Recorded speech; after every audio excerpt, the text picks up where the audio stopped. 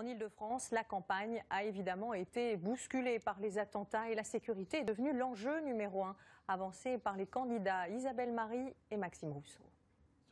Élection régionale, dernière ligne droite.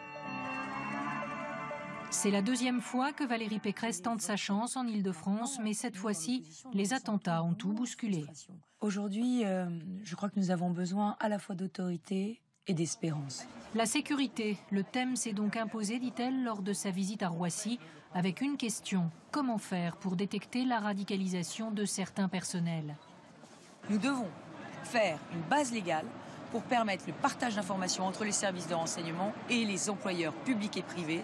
On a des employeurs qui ont des salariés qu'ils soupçonnent peut-être d'être en voie de radicalisation et ils n'ont pas accès à ces fiches S des services de renseignement.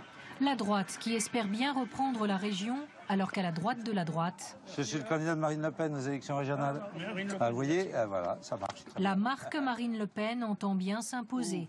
Avec un score au-dessus des 20%, espère le candidat, retour aux fondamentaux frontistes. Aujourd'hui, les problèmes principaux qui les préoccupent, c'est cette question des attentats, de la sécurité. Il y a un grand nombre de quartiers en Ile-de-France, plus de 200, où la vie est devenue très difficile. On a la preuve que l'islamisme radical y est comme un poisson dans l'eau. Le Front National ou la grande peur des socialistes, ils sont au coude à coude dans l'opinion, Claude Barthelone le sait.